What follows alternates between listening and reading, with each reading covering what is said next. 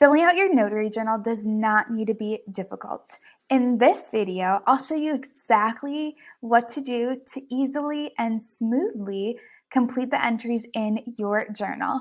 Plus, I'll walk you through my own notary journal digital download in my Etsy shop. And at the very end, I'll share with you a special discount code just for my YouTube subscribers. So make sure you watch till the end and make sure that you watch to get that freebie too that comes with all my YouTube videos. If we haven't met yet, my name is Nicole and I'm a loan signing agent and entrepreneur. Let's get right into the video so that you can feel more confident and ready to start using your notary journal. So first things first, why should notaries keep a journal even if your state doesn't require it? Well, according to the NNA, a journal is an important tool that provides a written record of the notary's official acts. It contains details of the transaction in the event a notarized document is lost, altered, or if facts concerning the notarization are challenged in court. So it's a super important way to keep records as notaries. So what should you record in your journal? Now, in general, these are the items that you should be recording for every signing or notary appointment.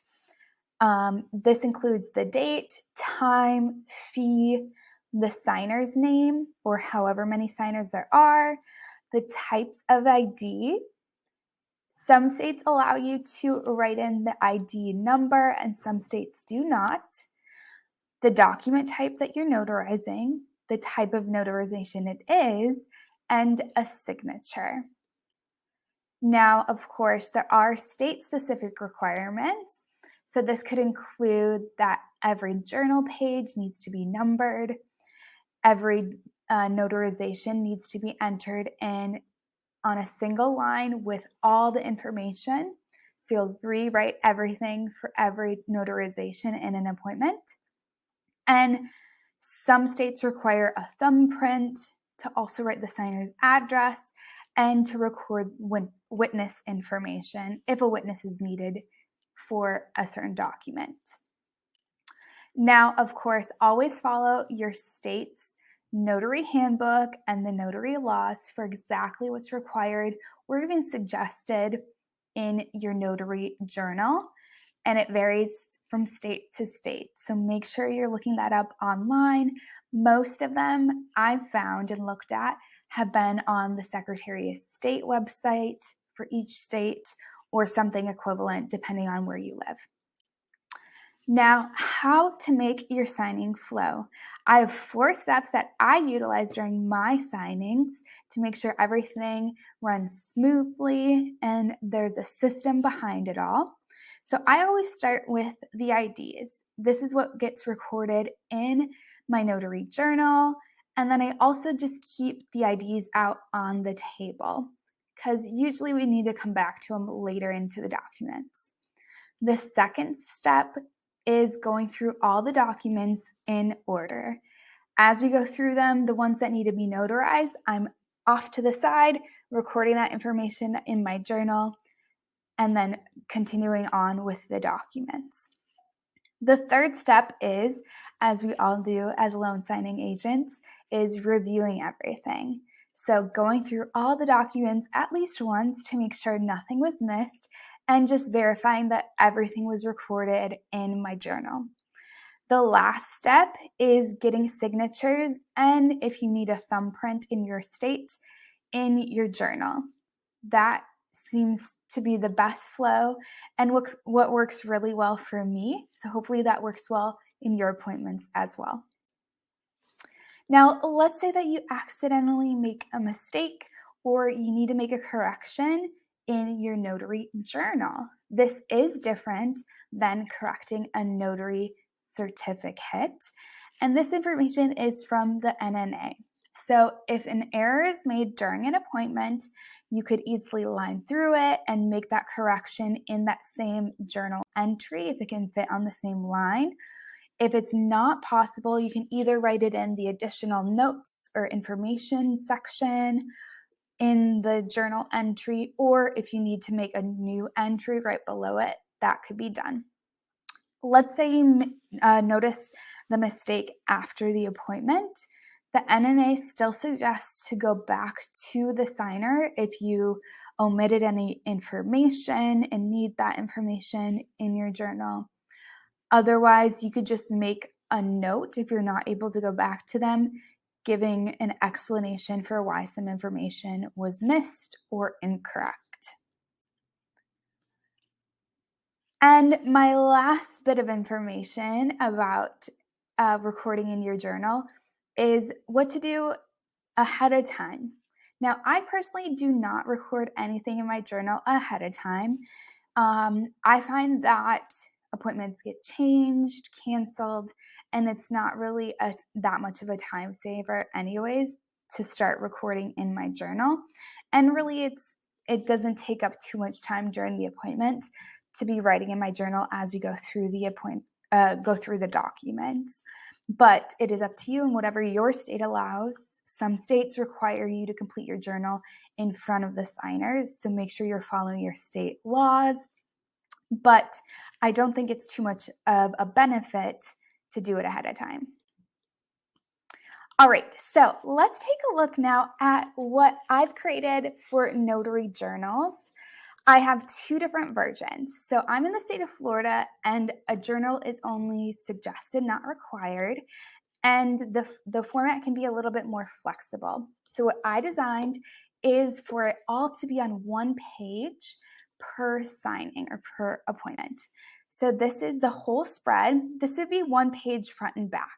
I'm going to walk you through each of the sections and also explain how to complete each section, which can be utilized, of course, in my journal I'm showing you, but really in any journal. So let's take a look at that first part. This is where, of course, you would write in the date, time, fee, and then the signer information. In this one-page version, it allows for two different signers. If more than two signers are you're notarizing documents for, you could add that third or even fourth person into a second journal entry.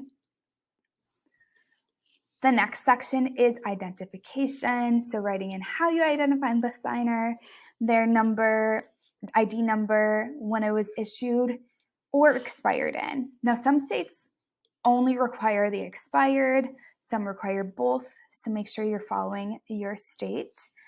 And then the signature line is up there at the top. But like I said, I like to do signatures at the very end. Then you'll see that it has information for recording the type of document. So if it was a mortgage, you could check that off. The type of notarization, so acknowledgement or jurat, or there's space for you to write in other. There's also space for you to write in if it's a different document type. And I'll show you too in the next slide, if you can't quite fit in the name of the document type there, there's one other spot in my journal to write that.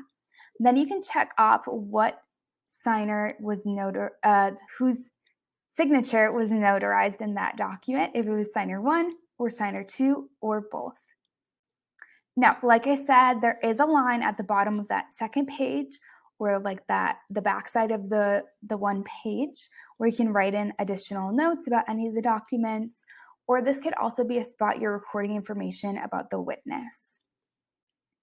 Now, let me show you my other version. This is for California, and the way that I titled it, named it in my Etsy shop is the California Journal format or version, because California has a lot of requirements in their journal and one of the strictest states. So really, this could be used in any state or slightly adapted, because all other states will have some or all the same requirements as California.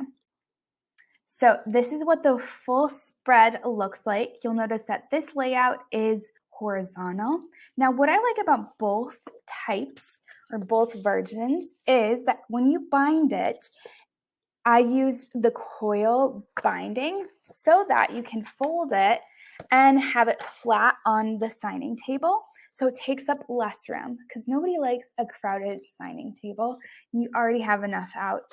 You don't need to occupy it with having, like the double full out journal. So same with the California version, you would just lay it on the table, the horizontal or landscape mode with the coil at the top to make it easier for writing. Now on this page, there are journal entry lines and there's space for 5 notarizations to be recorded per page. Let's take a look at an example. So you can see that everything fits nicely on that one line. Of course, there's a little less room to write, but totally doable for keeping everything all together in that one line. The first part of this version is writing in the name of the signer, if the address is required, date and time, fee, and then a lot of people reached out and asked if I could add in a little paid box to check off so that you could have records for your payments. So I added that in as well. Next is identification. So this means the state of California's requirement for having the box where you check off that identity was verified based on satisfactory evidence. And then you would select then driver's license or write in a different type of identification. Or if you're using credible witness or witnesses, you would select that and then write in the witness information in a different box that I'll show you in a bit. Then, of course, there's space for you to write in information about the ID. Next is the type of document. Again, space for you to write in if that's not already listed in there. The type of notarization. I did learn that in the state of California, you cannot abbreviate the type of notarization. You have to fully spell out either acknowledgement, jurat, or if it's a different type, like an oath. And then lastly, there's space for a signature line and a thumbprint. And that additional information box where you could record in witness information, get their signature if needed in your state, or just kind of any other comments you wanted to make about that document. So there you have it. Not too bad, right? Easily, you can complete this at the signing table for all the documents that you notarize. Now, as I said at the beginning of this video, I do have a special discount code for you for watching this video and subscribing to my channel. By the way, hit that subscribe button if you're not currently subscribed, and hit the bell button too so that you're notified every time a video is released and a freebie is released. So make sure you use the code JOURNAL to save 15% off any of my digital notary journals in my Etsy shop. It includes both versions. So the versions for Florida and a lot of other states that don't require a journal or that require you to group together notarizations in one journal page. And then there's also the California version if you prefer that layout. And don't forget that this does come with a freebie, so make sure you click the link in the description below. This freebie goes through that flow process that I showed you at the beginning of this video to make your appointments run smooth. Now, let me thank you again for tuning into this video and being part of this community. If you haven't said hi yet, make sure that you comment below or connect with me on Instagram. I love hearing from others about where they are in their notary or loan signing agent journey. So that's it for today's video. I hope it was super helpful, and I'll catch you in the next video. Bye for now.